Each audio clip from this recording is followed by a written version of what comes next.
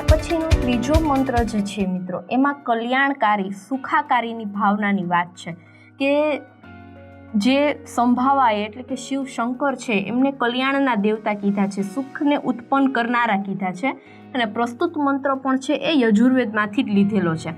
જોઈએ એક એક શબ્દ. સંભવાય. સંભવાયનો મતલબ થશે જેનાથી આપણું કલ્યાણ થાય છે, જે કલ્યાણકારિતા આપે છે એ.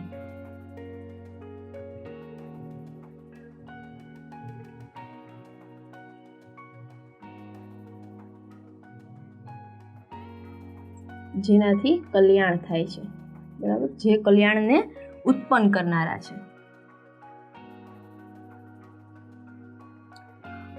મયો ભવાય. મયો ભવાયનો મતલબ પણ એવો જ થશે, સુખને ઉત્પન્ન કરનારા.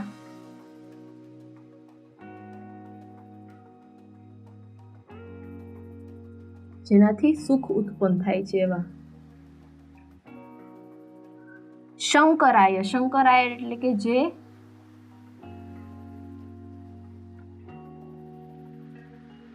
કલ્યાણ રૂપી છે,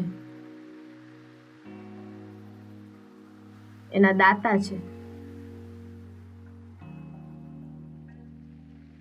મયસ્કરાય. મયસ્કરાય એટલે કે જે સુખ આપે છે, સુખ કરનાર. શિવાય. કલ્યાણ કરનાર. શિવતરાય. અતિશય કલ્યાણકારી. ટૂંકમાં બધાનો મતલબ તમે જોઈ શકો છો, કલ્યાણ, સુખ, સમૃદ્ધિ એવી જ વાત થાય છે, બરાબર. બધા શબ્દોનો મતલબ છે એકબીજાની અત્યંત નજીકનો છે, બરાબર. બધાયને નમઃ. નમઃનો મતલબ શું થશે? નમસ્કાર હો. જોઈએ કઈ રીતે થશે. નમઃ સંભવાય, જેનાથી કલ્યાણ થાય છે અથવા તો જે કલ્યાણકારીના ઉત્પન્નકાર છે, ઉત્પન્ન કરનાર છે, તે મયો ભવાય, જે સુખને ઉત્પન્ન કરનાર છે, જેનાથી સુખ પ્રાપ્ત થાય છે, તે ચ અને નમઃ શંકરાય, એવા કલ્યાણકારીના દેવતા જે છે તે નમસ્કાર હો. નમઃ એટલે બધાને નમસ્કાર હો. એટલે એક એક શબ્દ આપણે કઈ રીતે લઈ શકીએ? જેનાથી કલ્યાણ થાય છે, પછી અલ્પ વિરામ કરીને જે સુખને ઉત્પન્ન કરનારા છે અને જે કલ્યાણકારીના દેવતા છે, કલ્યાણને ઉત્પન્ન કરનારા છે, એમને નમઃ, નમસ્કાર હો. ત્યાર પછી બીજી જે પંક્તિ છે એની અંદર મયસ્કરાય, જે સુખ કરનાર છે, જે સુખથી રહે છે. શિવાય, જે કલ્યાણકારિતા આપણને અપાવે છે. શિવતરાય, એવા અતિશય કલ્યાણકારી રૂપી, પરમ કલ્યાણકારી રૂપી શિવને નમસ્કાર હો. એટલે ટૂંકમાં બધાને નમસ્કાર જ કહેવાનું છે. નમઃ શબ્દ તમે જોઈ શકો છો વારે વારે આવે છે, બરાબર. તો આપણે શું કરવાનું? આ બંને શબ્દ પછી નમસ્કાર લખવાનું અને શંકર પછી નમસ્કાર લખવાનું. અહીંયા પણ એવા મયસ્કરાય અને શિવાય પછી નમસ્કાર લખવાનું અને છેલ્લે શિવતરાય પછી. એટલે સમગ્ર શ્લોકનો અનુવાદ છે. આમ તો શ્લોક પૂર્તિની અંદર આપણને આ કામ આવશે, પણ જો અનુવાદ આપણે સમજવું હોય તો સમજવામાં એટલું જ છે કે અહીં કલ્યાણકારીના દેવતા એવા શિવશંકરની સ્તુતિ કરેલી છે. શિવશંકરને છે નમસ્કાર કીધેલા છે કે શિવશંકર સંભવાય, એનો મતલબ પણ એ જ થાય. મયો ભવાય એટલે પણ શિવશંકર જ થાય અને શંકરાય એટલે પણ શિવશંકર જ થાય. એટલે આમ જોઈએ તો બધાનો મતલબ તમે કલ્યાણરૂપી, સુખરૂપી ગમે એ લઈ શકો, બરાબર છે. હે સુખ ઉત્પન્ન કરનાર, કલ્યાણકારી ઉત્પન્ન કરનાર દેવતાને નમસ્કાર હો. જે કલ્યાણને ઉત્પન્ન કરનારા છે એમને નમસ્કાર હો. જે સુખ કરાવે છે અને કલ્યાણ કરાવે છે એમને પણ નમસ્કાર હો. અને અતિશય કલ્યાણકારી રૂપી એવા પરમ પરમેશ્વર એવા શિવશંકરને નમસ્કાર હો. બસ આ રીતે આપણે અનુવાદ સમજવાનું છે. બાકી ખાસ તો તમારે આને શ્લોક પૂર્તિ માટે તૈયાર કરવાનું છે, બરાબર. કે શિવશંકર છે એની સ્તુતિ કરેલી છે. શિવશંકર છે આરાધ્ય દેવતા છે, એને યાદ કર્યા છે કે જે કેવા છે? કલ્યાણ કરનારા છે, બધાને સુખ આપનારા છે, બધાનું સારું કરનારા છે, એવા શિવશંકરને નમસ્કાર કર્યા છે. ત્યાર પછીનો જે મંત્ર છે મિત્રો, એ આપણે જોઈએ એક પછી એક શબ્દો દ્વારા. 4 પંક્તિનો છે, બરાબર છે. યમ એટલે કે જેની, યમ શબ્દ વારે ઘડી આવશે એટલે એનો અનુવાદ જેની અથવા જેનું, જે લાગુ પડે. બ્રહ્મા એટલે બ્રહ્મ. અહીંયા સંધિ છૂટી પડશે. વરુણ ઇન્દ્ર, જે વરુણ ઇન્દ્ર છે એની સંધિ છૂટી પડશે વરુણ દેવતા અને ઇન્દ્ર દેવતા. બરાબર. રુદ્ર એટલે રુદ્ર શિવશંકર. મરુતઃ એટલે અન્ય દેવગણો, બીજા દેવગણો. સ્તુન્વંતી એટલે સ્તુતિ કરે છે.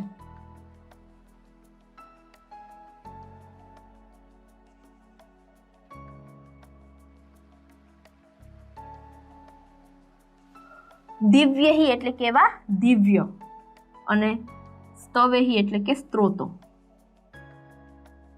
જે સ્તોત્રનું જ્ઞાન કરતા હોય છે. બરાબર. જે વેદો છે એની અંદર સ્તોત્ર ગાન પણ થાય, તો એ સ્તોત્રનું ગાન કરતા હોય. સ્તેવ એટલે કે સ્તોત્ર. દિવ્ય એટલે એવા મહાન, દિવ્ય.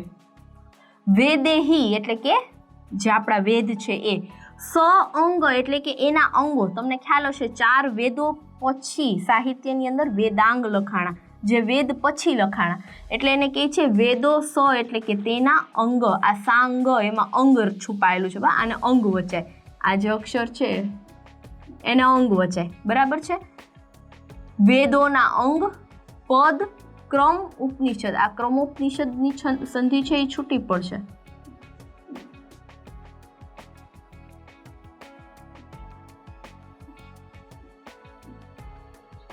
ક્રમ અને ઉપનિષદ મતલબ એ જ રહેશે. બરાબર. ક્રમ એટલે કે ક્રમપાઠ અને ઉપનિષદ એટલે આપણને ખ્યાલ જ છે ઉપનિષદો સંસ્કૃત સાહિત્યમાં વેદો પછી લખાણા. ગાયંતી એટલે ગાય છે. યમ એટલે કે જે. સામ ગાહા એટલે કે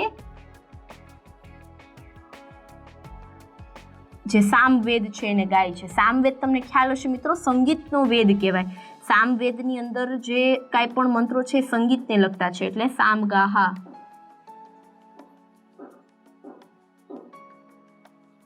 સામવેદનું ગાન કરે છે તેવા. અહીંયા સંધિ છૂટી પડશે તો હું તમને અહીંયા સમજાવું. ધ્યાન અવસ્થિત.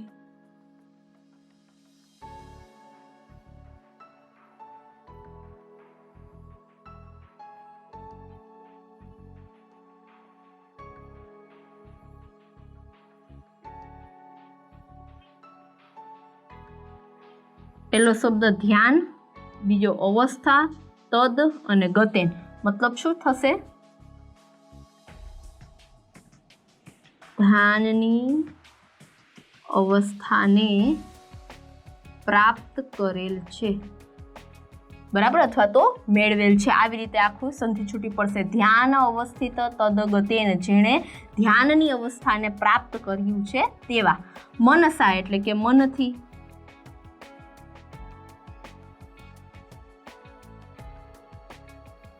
પશ્યંતી એટલે જોવે છે. યોગીનો એટલે યોગીઓ, ઋષિઓ.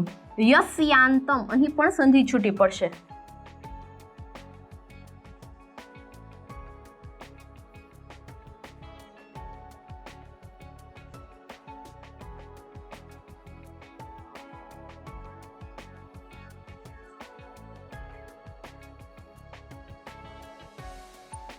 યશ્યાંતમ, યશ્ય અંતમ, જેનો અંત છે એ.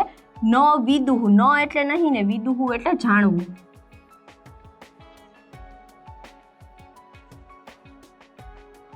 સુરા સુર ગણાહા, અહીં પણ છે એ આપણી સંધિ છૂટી પડશે.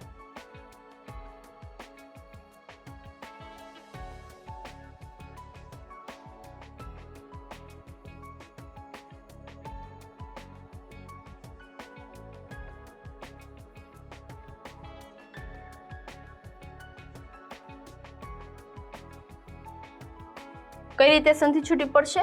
સુર, અસુર, ગણ. સુર એટલે કે દેવતા, અસુર એટલે કે દાનવો, રાક્ષસો, ગણા એટલે કે એમનો સમૂહ. તસ્મૈ એટલે કે તેમને, નમઃ એટલે નમસ્કાર હો. જોઈએ હવે આપણે એક પછી એક શબ્દ ફરી પાછું રિવાઇઝ કરીને જોઈએ શું કહેવા માંગે છે.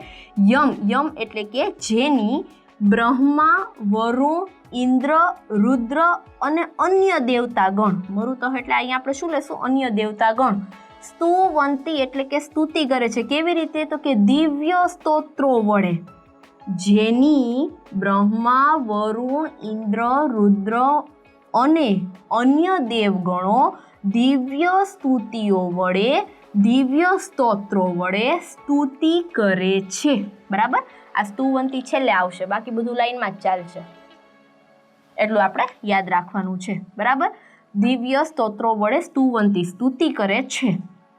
ફરી પાછું યમ, જે સામગાહા એટલે કે સામવેદનું ગાન કરે છે, ગાહા એટલે ગાન કરે છે, જે સામવેદનું જ્ઞાન કરે છે તથા વેદના 6 અંગો, વેદે સા અંગ, વેદના 6 અંગો, પદપાઠ, ક્રમપાઠ અને ઉપનિષદ ગાયંતી ગાયન કરે છે. બરાબર, જે છે એ સામવેદના સ્ત્રોત્રોનું, ઉપરાંત વેદના 6 અંગો, પદપાઠ, ક્રમપાઠ અને ઉપનિષદોનું ગાયન કરે છે. એટલે કે આટલું બધું સાહિત્ય સંસ્કૃતની અંદર વેદ અને ઉપનિષદનું જે સ્તુતિ કરે છે, જે ગાન કરે છે, એવા ધ્યાના અવસ્થિતાન ગતેન મનસા પશ્યંતી યમ યોગીનો. અહીં પણ આપણે શરૂઆત યમથી જ કરશું. અહીંયા આપણે એમ જ કર્યું હતું, જે સામવેદનું જ્ઞાન કરે છે, અહીંયા પણ શરૂઆત અહીંથી જ કરશું. જે યોગી અથવા તો ઋષિ મુનિઓ ધ્યાનની અવસ્થાને પ્રાપ્ત કરેલા છે, એ મન વડે જુએ છે. જેણે પોતાની ધ્યાનની અવસ્થા, જે યોગ સાધના કરતા હોય એમાં ધારણા, ધ્યાન, સમાધિ, જે લાસ્ટમાં ધ્યાન આવે, એ ધ્યાનની અવસ્થાને પૂર્ણ કરી ચૂકેલા છે, એવા જે લોકો છે, એવા જે ઋષિ મુનિઓ છે, એ મન વડે, એના મન વડે જુએ છે. યસ્યાંતમ ન વિદુહુ સુરાસુર ગણાહા, જેમના અંતનો, અહીંયા પણ શરૂઆત યસ્યથી કરશું, જેના અંતને સુર કે અસુરગણ એટલે કે દેવતા કે દાનવગણ ન વિદુહુ જાણતા નથી. તસ્મય તેવા દેવાય દેવને નમસ્કાર હો. એવા ઈશ્વર કે જેના વિશે કોઈ જાણતું નથી, આટલા શ્રેષ્ઠ યોગીઓ છે, બ્રહ્મા જેવા, વરુણ જેવા, ઇન્દ્ર જેવા, રુદ્ર જેવા મહાન દેવતાઓ છે, અન્ય દેવગણો છે, આટલા બધા દેવતાઓ જે ઈશ્વરના કક્ષામાં આવે છે, આ બધા જે દિવ્ય સ્તોત્રોનું ગાન કરે છે, સ્તુતિ કરે છે, છતાં એમને ખ્યાલ નથી. એવા ઋષિ મુનિઓ કે જે સામવેદનું ગાન કરે છે, વેદના 6 અંગો, એના પદપાઠ, એના ક્રમપાઠ, ઉપનિષદો, આ બધાનું ગાન કરે છે, જે ઋષિ મુનિઓ, જે યોગીઓ ધ્યાનની અવસ્થાને પૂર્ણ રીતે પ્રાપ્ત કરીને મન વડે દર્શન કરે છે ઈશ્વરનું, એ લોકો પણ ત્યાં સુધી કે જેનો અંત નથી, એવા આપણા દેવ અને દાનવગણ પણ જેના અંત વિશે જાણતા નથી, કે એનો જન્મ ક્યારે થયો હતો અને દિવ્ય આત્માનો અંત ક્યારે થશે, એવા દેવાય, એવા પરમ કૃપાળુ, એવા આ દિવ્ય ઈશ્વરને નમસ્કાર હો, કે જેના વિશે કોઈ જાણતું નથી, જેણે આપણને જન્મ આપ્યો છે, જેના થકી ઈશ્વર, બીજા ઈષ્ટ દેવતાઓ છે, એ પણ એમને જાણતા નથી, એવા આ દિવ્ય રૂપી પરમાત્માને, ઈશ્વરને નમસ્કાર કરવાનું કહે છે. બરાબર, એવા ઈશ્વર જેમને કોઈ નથી જાણતું, જેમના વિશે કાંઈ ખ્યાલ નથી, ક્યારે એમનો અંત છે, ક્યાંથી એમની શરૂઆત થઈ, કંઈ પણ ખ્યાલ નથી, એવા ઈશ્વરને, એવા પરમ કૃપાળુને કે જેણે મને જન્મ આપ્યો છે, એને નમસ્કાર હો. અહીં એ દેવતાની સ્તુતિ કરેલી છે. તો આ છે આપણને ખાસ તો અનુવાદ માટે આવડવું જોઈએ. બરાબર, અનુવાદમાં આપણને પૂછાઈ શકે, તો આ રીતે અનુવાદ થશે.